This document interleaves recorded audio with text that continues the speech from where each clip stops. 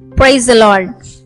మానవ జాతిని ప్రభావితం చేసిన విద్యుత్ బల్బ్, ఫోనోగ్రాఫ్ లాంటి అనేక ఉపకరణాలను రూపొందించిన ఒక గొప్ప అమెరికన్ శాస్త్రవేత్త, వ్యాపారవేత్త, క్రీస్తు విశ్వాసిగా ప్రపంచాన్ని వెలిగించిన క్రైస్తవ మిషనరీని గురించి తెలుసుకొని దేవునిని మహిమపరచుదాం.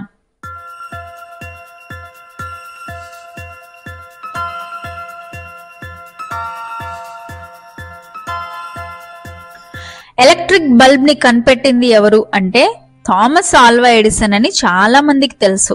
కానీ ఆయనను గూర్చి చాలా ఆసక్తికరమైన విషయాలు, ఆయన ఎదుర్కొన్న ప్రతికూల పరిస్థితులు, అవమానాలు అందరికీ తెలిసినవి కావు. ఈ వీడియో ద్వారా థామస్ ఆల్వా ఎడిసన్ గురించి ఎన్నో విషయాలను తెలుసుకొని దేవుణ్ణి గణపరచుదాం. క్రీస్తు శకం 1879వ సంవత్సరం నవంబర్ నెలలో మానవ చరిత్రలో ఓ అపురూప ఘట్టానికి తెరలేచిన రోజు.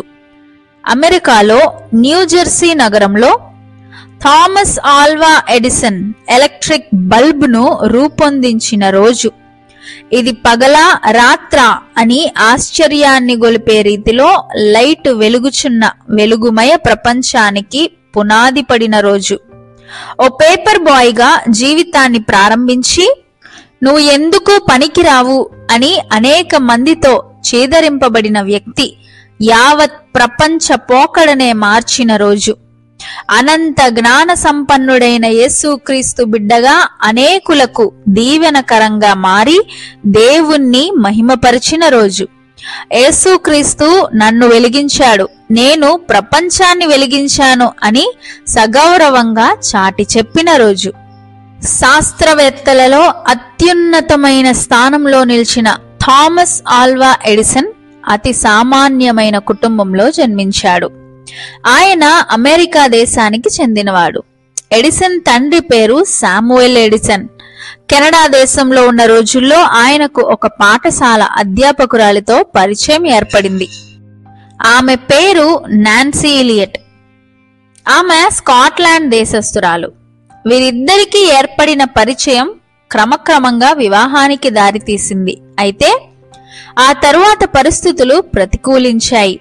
మానవుని జీవితం ఎప్పుడు ఏ మలుపు తిరుగుతుందో, ఏ మలుపులో ఏ సంఘటన జరుగుతుందో, ఆ సంఘటన మంచికో చెడుకో దేనికి దారితీస్తుందో కొన్నిసార్లు ఊహించడం కష్టమే.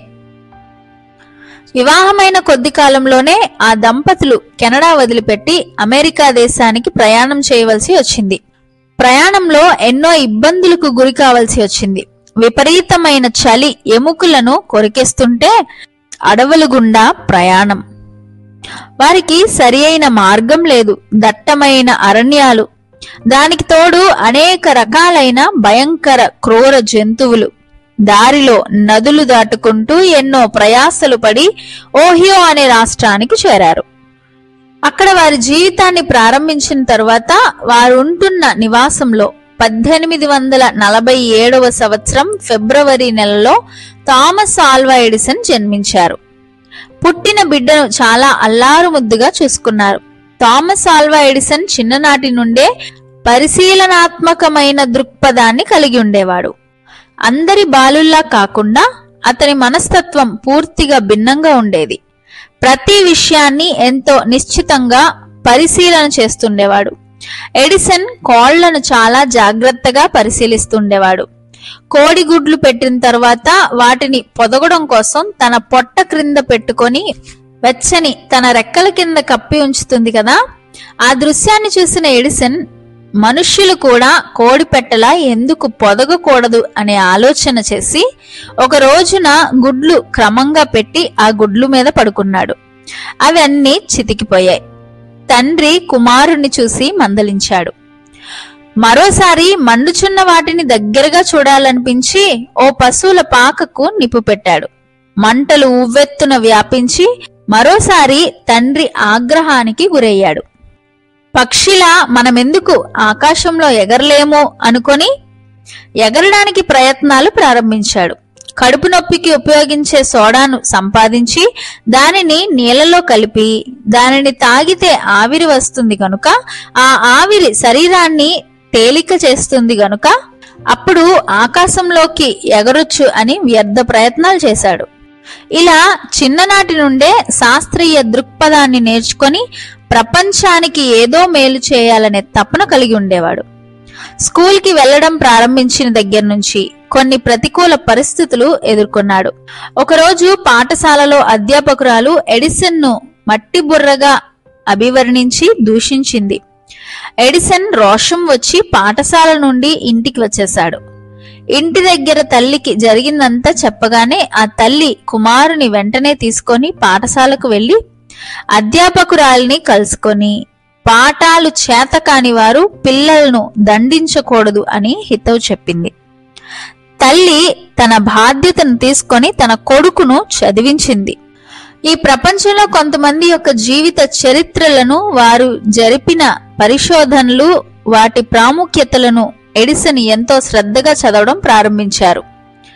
ఆర్థికంగా బలంగా లేని తన కుటుంబాన్ని తాను చదువుకొని పరిశోధనలు చేసి పోషించాలని ప్రగాఢమైన ఆశ కలిగి ఉండేవాడు. అప్పటికి దొరికిన ప్రతి గ్రంథాన్ని చదువుతుండేవాడు. అయితే డబ్బు సంపాదించాలన్న కృత నిశ్చయతతో ఎడిసన్ పోర్ట్క్యూర్ అనే ప్రదేశం నుండి డెట్రాయిట్ అనే ప్రదేశానికి వెళ్లే రైలు బండిలో వార్తాపత్రికలను, స్వీట్లను అమ్మి డబ్బు సంపాదించాలనుకున్నాడు. తండ్రి అనుమతి ఇవ్వగానే ఇంట్లోంచి రైలు పెట్టెలోనికి మకాం మార్చేశాడు. ఆ రైలు బండిలో సామాన్లను భద్రపరుచుకునే పెట్టిలో ఎడిసన్ కు స్థానం ఇవ్వబడింది. ఆ రైలులో డెట్రాయిట్ ఫ్రీ ప్రెస్ అనే వార్తాపత్రికలు అందరికీ అమ్ముతుండేవాడు. వెంటనే ఆ రైలులో ప్రయాణం చేస్తూ అతడున్న ఆ పెట్టిలోనే ఒక మూల రసాయన ప్రయోగాలను ప్రారంభించాడు. కొన్ని రసాయనాలను, కొన్ని ప్రయోగాలను జరుపుతూ తన లక్ష్యాన్ని చేరుకోవడం కోసం ప్రయాసపడుతుండేవాడు.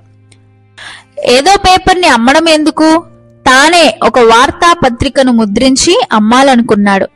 అప్పటి వరకు తాను సంపాదించిన డబ్బుతో $100 పెట్టి ఒక అచ్చు యంత్రాన్ని కొని తానే స్వయంగా వార్తాపత్రికను ముద్రించి అమ్మడం ప్రారంభించాడు. దాని పేరే హెరాల్డ్. దినాలు గడుస్తుండగా అతడు ప్రయాణం చేస్తున్న రైలు బండిలో అతడున్న ఆ పెట్టెలో ఒక రోజున అగ్ని ప్రమాదం జరిగింది. తాను ఉపయోగించే రసాయనాలు, పదార్థాలన్నీ క్రింద పడి మంటలు వ్యాపించినప్పుడు ప్రయాణికులంతా మంటలను అదుపులోనికి తీసుకొచ్చారు. స్టేషన్ కి రాగానే ఆ స్టేషన్ మాస్టర్ ఎడిసన్ ప్రయోగశాల అంతటిని బయటకు నెట్టివేశాడు. గాజు బుడ్లు అన్నీ పగిలిపోయాయి. అచ్చు యంత్రాన్ని కూడా బయటికి గిరాటే వేశాడు. చివరిగా ఎడిసన్ దగ్గరకు వచ్చి బలం కొద్దీ ఆయన దవడ మీద కొట్టాడు. ఆ దెబ్బతో ఎడిసన్ కు చెవుడు వచ్చింది. ఆ చెవుడు తన జీవిత కాలమంతా ఆ సంఘటనకు గుర్తుగా నిలిచిపోయింది. అప్పటికి ఎడిసన్ వయసు 15 సంవత్సరాలు. 3 సంవత్సరాలు బాగా కష్టపడి సంపాదించిన డబ్బులతో జరిపిన ప్రయోగాలన్నీ వ్యర్థమైపోయాయి. వార్తాపత్రికలను అమ్మడం మానివేసిన ఎడిసన్ ఇంట్లో గోళ్లు గిల్లుకుంటూ ఉన్న రోజుల్లో ఒక స్టేషన్ మాస్టర్ సహాయంతో ఓ తంతి ద్వారా వార్తలను పంపే పనిలో శిక్షణ పొందడానికి అవకాశం కలిగింది. ఎడిసన్ జాగ్రత్తగా, శ్రద్ధగా టెలిగ్రాఫ్ ని అభ్యసించడం ప్రారంభించారు.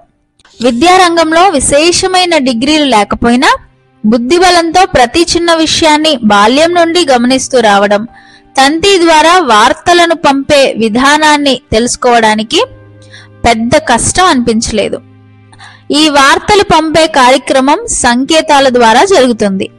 ఈ సంకేతాలను మార్స్ అనే శాస్త్రవేత్త కనుగొనడంతో ఆయన నామకార్థం వాటిని మార్స్ కోడ్ అంటారు. ఆ కోడ్ లో మంచి ప్రావీణ్యాన్ని సంపాదించాడు ఎడిసన్. స్టేషన్ మాస్టర్ కు ఎడిసన్ పట్ల సదాభిప్రాయం ఏర్పడింది. పై అధికారులతో మాట్లాడి ఎడిసన్ కి ఓ మంచి ఉద్యోగాన్ని ఏర్పాటు చేయించాడు. విధి నిర్వహణలో బాగా కష్టపడుతూ ఓ 5 సంవత్సరాల తర్వాత బాస్టన్స్ లోని టెలిగ్రాఫ్ కంపెనీలో మరొక ఉద్యోగాన్ని ఎడిసన్ సంపాదించుకోగలిగాడు. ఆ కంపెనీ పేరు వెస్టర్న్ టెలిగ్రాఫ్ కంపెనీ. అక్కడ కూడా వార్తలను పంపే పని చేపట్టాడు.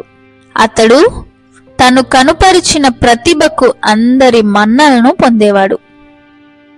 ప్రతిరోజు ప్రార్థించుచుండేవాడు. దేవుని వాక్యం చదువుతుండేవాడు. ప్రభువు వాక్యం ద్వారా ప్రేరేపణ పొందుతూ ప్రపంచానికి ఏదో ఒకటి చేయాలని ఆలోచన థామస్ ఆల్వా ఎడిసన్ లో చాలా బలంగా ఉండేది. కొంతకాలం తర్వాత ఎడిసన్ ప్రయోగశాలలోనికి ఒక కొత్త యువతి రావడం సంభవించింది. ఆమె పేరు మేరీ స్టిల్వర్. ప్రయోగశాలలో మేరీ ఎడిసన్ కు ఎంతో సహాయకరంగా ఉండేది. వారిద్దరి మధ్య పరిచయం రోజురోజుకి పెరిగి ఇద్దరి మనసులు కలిశాయి. ఎడిసన్ మేరీని వివాహం చేసుకోవాలని నిర్ణయించుకున్నప్పుడు ఆ విషయం ఆమెకు చెప్పడానికి ఎడిసన్ తన బూటు కాలును నేల మీద కొడుతూ మార్స్ కోడ్ ద్వారా తెలియచేశాడు. అప్పటికే ఎడిసన్ పర్యవేక్షణలో మార్స్ కోడ్ ద్వారా వార్తలను పంపడం తెలుసుకున్న మేరీ అందుచేసిన కోడ్స్ ను చక్కగా అర్థం చేసుకుని తాను కూడా మార్స్ కోడ్ ద్వారా తన అంగీకారాన్ని తెలిపింది.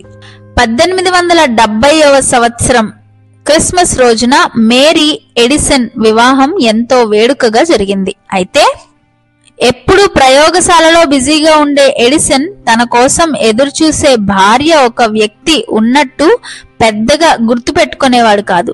అయితే మేరీ కూడా భర్తకు ఎంతో సహకరిస్తూ ఎలాంటి ఇబ్బందులు లేకుండా చక్కగా ప్రేమిస్తూ ఉండేది. ఆమె కేవలం ఒక భార్యగా మాత్రమే కాకుండా ఎడిసన్ పరిశోధనలో కూడా ఎంతో సహాయకురాలిగా ఉండి అన్ని విషయాల్లో ఎడిసన్ కు సహకరించేది.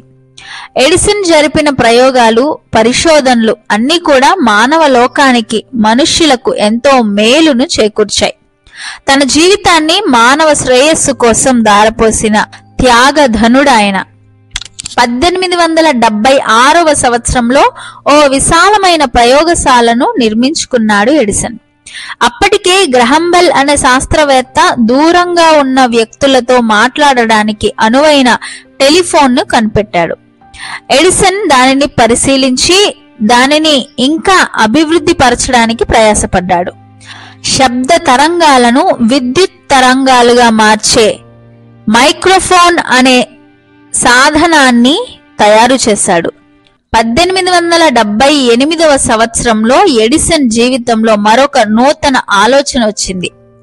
ఒకరోజు తన స్నేహితునితో వేరొక ప్రదేశానికి వెళ్లి అక్కడ ఉండవలసి వచ్చినప్పుడు అక్కడ ఆర్క్ దీపాన్ని ఎడిసన్ గమనించాడు. అప్పుడు అతనికి ఒక ఆలోచన వచ్చింది. ఈ ఆర్క్ లైట్ కు ఉపయోగించే విద్యుత్తుతో చిన్న చిన్న దీపాలను ప్రతి ఇంటా వెలిగిస్తే ఎంతో బాగుంటుందనే ఆలోచన చేశాడు. అయితే అది అసాధ్యమని అప్పటి భౌతిక శాస్త్రవేత్తలు తమ అభిప్రాయాన్ని వెల్లడి చేశారు. కానీ దృఢమైన పట్టుదల కలిగిన ఎడిసన్ తాను విజయాన్ని సాధించగలను అనే నమ్మకంతో ప్రయోగాన్ని ప్రారంభించాడు.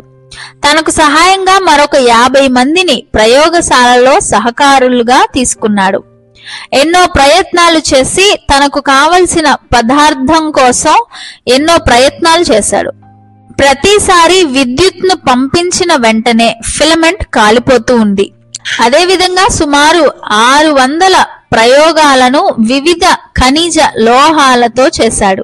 ఒక రోజున ఎడిసన్ తన మిత్రునితో మాట్లాడుతూ ఎలక్ట్రిక్ లైట్ కు సంబంధించిన 3000 సిద్ధాంతాలను సూచించాడు. కానీ వాటిలో 2 మాత్రమే ఫలితాన్నిచ్చాయి అని చెప్పాడు. ఎంతో కష్టపడ్డాడు. బల్బ్ తయారు చేయడానికి ఆలోచన చేసిన సమయంలో తన కోటు గుండీలను వేళ్లతో అటూ ఇటూ తిప్పుచున్నప్పుడు ఒక దారం తెగి ఎడిసన్ చేతిలోనికి వచ్చింది. ఆయన మెదడులో ఈ దారం ప్రయోగం చేయాలనిపించింది. వెంటనే ఆ నూలు దారాన్ని కార్బనైజ్ చేయడం కోసం నికిల్ మాల్టన్ లో పెట్టి 5 గంటలు కొలిమిలో ఉంచాడు.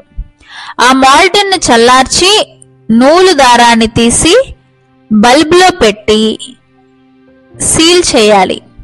ఈ కార్యక్రమం అంతా 2 రాత్రులు 1 పగలు పడుతుంది. అయితే తన సహాయకుడు బార్చెల్తో కలిసి కార్బనైజ్ చేసిన నూలు దారాన్ని విరిగిపోకుండా మాల్ట్ లో నుండి బయటకు తీయగలిగారు.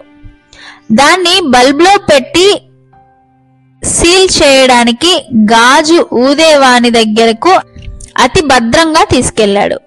తీరా అక్కడికి వెళ్ళగానే ఆ నూలు దారం తెగిపోయింది. మళ్లీ పరిశోధనాశాలకు వచ్చి మరొక దారాన్ని తయారు చేసి ఎట్టకేలకు బల్బులో పెట్టి సీల్ చేయగలిగాడు. ఆశ్చర్యం, అద్భుతం! అతని ప్రయోగ ఫలితం ఆ బల్బ్ 40 గంటలు వెలిగింది. అది 1879వ సంవత్సరం మానవ చరిత్రలో మరుపురాని రోజు. ఎలక్ట్రిక్ బల్బ్ కనిపెట్టిన రోజు. ఈ రోజున దేదీప్యమానంగా ప్రపంచమంతా వెలగడానికి పగలు రాత్రి ఆ రోజు చేసిన పరిశోధన మూలాధారమైంది.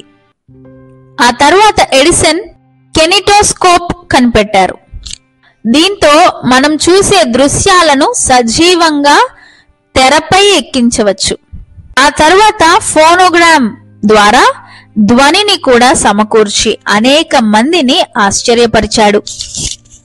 వార్తాపత్రికలను అమ్మే బాలుడు తన జీవితాన్ని ప్రారంభించి తన ఊహా శక్తితో వందలాది ప్రయోగకరమైన పరికరాలను సృష్టించి వాటిని ఉత్పత్తి చేసే పరిశ్రమను స్థాపించి సుమారు 3,000కు పైగా పేటెంట్ హక్కులను సంపాదించి సుమారు 13,000 నూతన కల్పనలు, నూతన ఆవిష్కరణలను గావించి కొన్ని కోట్ల డాలర్ను సంపాదించి మానవ జాతికి మర్చిపోలేని విశేష సేవ చేసిన ఎడిసన్ 1931 అక్టోబర్ 18న ప్రభు సన్నిధికి వెళ్లిపోయారు. ఓ క్రైస్తవ కుటుంబంలో జన్మించిన ఎడిసన్ కొన్ని రోజులు హేతువాదిగా మారాడు. అందరూ ఎడిసన్ ను నాస్తికుడని అనుకున్నారు. ఆయా సందర్భాలలో ఎడిసన్ వాటిని ఖండిస్తూ తాను దేవుని గూర్చి ఎక్కువగా తెలుసుకోవాలనే ఆశను వెల్లబుచ్చేవారు. సృష్టింపబడిన వస్తువులను ఆలోచించడం వల్ల దేవుని ఉనికిని తెలుసుకోవచ్చు అని తరచుగా చెప్తుండేవాడు. బైబిల్ పాఠకుడు, బైబిల్ను తన జీవితంలో అన్వయించుకున్న ఒక వ్యక్తి ప్రపంచానికి ఇంత మేలుగా నిలవడం గర్వకారణం కాదా? దేవుడు తన బిడ్డలను హెచ్చిస్తాడు, తన బిడ్డలను అనేక మందికి ఆశీర్వాదకరంగా ఉంచుతాడు అనేది థామస్ ఆల్వా ఎడిసన్ జీవితంలో నుండి మనము నేర్చుకోవాల్సిన సత్యం. ఆనాడు అబ్రహాముకు దేవుడు వాగ్దానం చేస్తూ, నేను నిన్ను ఆశీర్వదిస్తాను, అనేకులకు ఆశీర్వాదకారకునిగా చేస్తాను అని వాగ్దానం చేశాడు. దేవుడు మనలను ఆశీర్వదించి జ్ఞానాన్ని, తెలివిని, బుద్ధిని, వివేచన ఇవ్వడం మాత్రమే కాకుండా ఆ బుద్ధి జ్ఞానముల ద్వారా సర్వ ప్రపంచానికి దీవెనకరంగా ఉండాలని ప్రభు కోరుకుంటున్నాడు. థామస్ ఆల్వా ఎడిసన్ దేవుడు నన్ను వెలిగించాడు, నేను ప్రపంచాన్ని వెలిగించగలిగాను అని ఒక అద్భుతమైన మాట తెలియజేయగలిగాడు. దేవుడు వెలుగైయున్నాడు. ఎలక్ట్రిక్ బల్బ్ ను కనిపెట్టడం ద్వారా ప్రపంచాన్ని వెలిగించిన థామస్ ఆల్వా ఎడిసన్ జీవితం యేసుక్రీస్తు ప్రభు ద్వారా వెలిగించబడింది. యాకోబు భక్తుడు తన పత్రికలో దేవుడు జ్యోతిర్మయుడు అని తెలియజేశాడు. జ్యోతిర్మయుడు అనగా వెలుగైన వాడు. యేసుక్రీస్తు ప్రభువు ఈ లోకంలో ఉన్నప్పుడు ఆయన లోకమునకు వెలుగును అని తెలియజేశారు. ఈ ప్రపంచ చరిత్రలో ఏ ఒక్కరూ ఆ మాటను తెలియచేయలేదు, ఏ ఒక్కరూ ఆ మాట పలుకలేదు. దేవుడు వెలుగైన వాడు గనుక ఆయన మనలను వెలిగించడానికి శక్తి కలిగిన వాడు. యేసుక్రీస్తు ప్రభువారే నిజమైన దేవుడు. ఆయన నిన్ను నన్ను వెలిగించి వెలుగులో నడిపించాలనుకున్నాడు. అసలు దేవుడున్నాడా? ఒక రోజున ఒక వ్యక్తి ప్రయాణం చేస్తూ ఒక ఆధ్యాత్మిక గ్రంథాన్ని చదువుతున్నాడు. పక్కనే కూర్చున్న వ్యక్తి వ్యంగ్యంగా, ఏంటండి మరీను, మిమ్మల్ని చూస్తుంటే బాగా చదువుకున్న వారిలా ఉన్నారు, మీరు ఆ గ్రంథాన్ని చదవడం ఏమిటి? సైన్స్ ఇంతగా అభివృద్ధి చెందుతున్న ఈ రోజుల్లో కూడా మీరు దేవుడు ఉన్నాడని అనుకోవడం నిజంగా విచారకరం. ఆ గ్రంథాన్ని చదువుతున్న వ్యక్తి అతనిని చూస్తూ, దేవుడు లేడంటారా అని అడిగాడు. అతడు అవును, దేవుడు లేడు అని సెలవిచ్చాడు. అయితే ఈ సృష్టి అంతటిని ఎవరు సృష్టించారు, దీనికి సృష్టికర్త లేడా అని ఆ వ్యక్తి అడిగినప్పుడు ఆ ఎదుటి వ్యక్తి సృష్టికర్త లేడు, ఎవ్వరూ లేరు. సైన్స్ ఏమని చెప్తుందో తెలుసా? అసలు మీకు బిగ్ బ్యాంగ్ థియరీ తెలుసా? అంటే మహా విస్ఫోటనం ద్వారా ఈ సృష్టి సృష్టింపబడింది. ఆ సృష్టిలో నుంచి మనం పుట్టుకొచ్చాం. మహాపేలుడు ద్వారా మన సృష్టి ఏర్పడింది. సృష్టిలో ఉన్న సమస్తము ఏర్పడింది. ఇంత అద్భుతంగా సైన్స్ సృష్టి గురించి చెప్తుంటే మీరింకా ఈ గ్రంథాన్ని చదువుతూ దేవుడున్నాడని అంటున్నారు. మిమ్మల్ని చూస్తుంటే నాకు జాలి, బాధ కలుగుతుంది అని అంటుండగా ఆ గ్రంథాన్ని చదువుతున్న వ్యక్తి బస్సు దిగుతూ తన అడ్రస్ కార్డును ఇచ్చి, ఎప్పుడైనా మీకు సమయం దొరికితే నన్ను కలవండి, సృష్టికర్త ఉన్నాడో లేడో లేక బిగ్ బ్యాంగ్ ద్వారా మనిషి సర్వసృష్టి సృష్టింపబడిందో చర్చిద్దాం అని బస్సు దిగి వెళ్ళిపోయాడు. అలా దిగి వెళ్తున్న ఆ భక్తుడిని చూసి నవ్వుకుంటూ, భలే భక్తుడే అని అతడు ఇచ్చిన అడ్రస్ కార్డును పరిశీలించగా అందులో థామస్ ఆల్వా ఎడిసన్ అనే పేరు ఉంది. పేరు చదివిన ఆ వ్యక్తికి నోటి మాట రాలేదు. ఏమిటి, ఇప్పటి వరకు నేను హేళనగా మాట్లాడింది గొప్ప సైంటిస్ట్, మహాజ్ఞాని అయిన థామస్ ఆల్వా ఎడిసన్ గారితోనా? అయ్యయ్యో, ఎంత అవివేకంగా మాట్లాడాను, తప్పక ఆయనను కలుసుకోవాలి అని అనుకున్నాడు. కొన్ని రోజులైన తర్వాత ఈ వ్యక్తి థామస్ ఆల్వా ఎడిసన్ గారిని కలవడానికి వెళ్ళాడు. అయ్యా, మీరెవరో తెలియక కొంచెం అతిగా మాట్లాడాను, కానీ ఒక సందేహం. మీరు ఇంత గొప్ప సైంటిస్ట్ అయ్యుండి మీరు ఆ గ్రంథాన్ని చదవడం ఏమిటి? సైన్స్ ఇంతగా అభివృద్ధి చెందిన రోజుల్లో మీరు దేవుణ్ణి నమ్మడం నాకు చాలా వింతగా ఉంది. నేను కూడా ఒక చిన్న సైంటిస్టునే. నాకున్న జ్ఞానంతోనే బిగ్ బ్యాంగ్ ద్వారా ఈ సృష్టి సృష్టింపబడిందని నమ్ముతున్నాను అంటూ థామస్ గారి ల్యాబ్ను పరిశీలనగా చూస్తూ, అయ్యా, ఈ ఫోనోగ్రాఫ్ను, ఈ బల్బును, ఈ కెమెరాను మీరు ఎలా సృష్టించారు అని అడిగినప్పుడు థామస్ ఆల్వా ఎడిసన్ సమాధానాన్ని ఇస్తూ, వీటిని నేను సృష్టించలేదు. బిగ్ బ్యాంగ్ విస్ఫోటనం వలన ఈ కెమెరా, ఈ ఎలక్ట్రికల్ బల్బ్, ఈ ఫోనోగ్రాఫ్ పుట్టుకొచ్చినవి అని ఆ వ్యక్తి చెప్పారు. అయ్యా, నేను జోక్ చేయడం లేదు, నిజం చెప్పండి, ఈ అద్భుతమైన వాటిని మీరు ఎలా సృష్టించారు? మీరు తయారు చేయకుండా ఇవి తయారు చేయబడలేదు, మీరు లేకుండా ఇవి లేవు అని అన్నాడు. అందుకు థామస్, నేను లేకుండా బల్బు లేదు, కెమెరా లేదు, ఫోనోగ్రాఫ్ లేదు అనేది వాస్తవమైతే సృష్టికర్త లేకుండా నీవు నేను లేము. ఈ సృష్టి లేదు, ఒప్పుకుంటావా? అందుకు ఆ వ్యక్తి సత్యమును గ్రహించి సృష్టికర్త లేకుండా సృష్టి లేదని ఒప్పుకొనెను. అవును, సృష్టికర్త లేకుండా సృష్టి లేదు, దేవుడు లేకుండా ఈ ప్రపంచం లేదు అనగా మన చుట్టూ ఉన్న వస్తువులను చూడండి, దానిని ఎవరో ఒకరు సృష్టించారు. మన చేతిలో ఉన్న పెన్ను, మన చేతికి ఉన్న వాచ్, మనం వేసుకున్న డ్రెస్, మన కాళ్లకు చెప్పులు లేదా బూట్లు, ఇవన్నీ ఎవరో ఒకరు తయారు చేస్తేనే అవి మనం కలిగి ఉన్నాము. అలాగే మన ఎదుట ఉన్న చెట్లు, జంతువులు, భూమి, నీరు, ఆకాశం, నక్షత్రాలు, సూర్యుడు, చంద్రుడు ఇవన్నీ సృష్టింపబడినవే. కావున సృష్టికర్త ఉన్నాడు అనగా సృష్టిని సృష్టించిన దేవుడు ఉన్నాడు. నిజానికి ఎడిసన్ కు చీకటంటే చాలా భయం.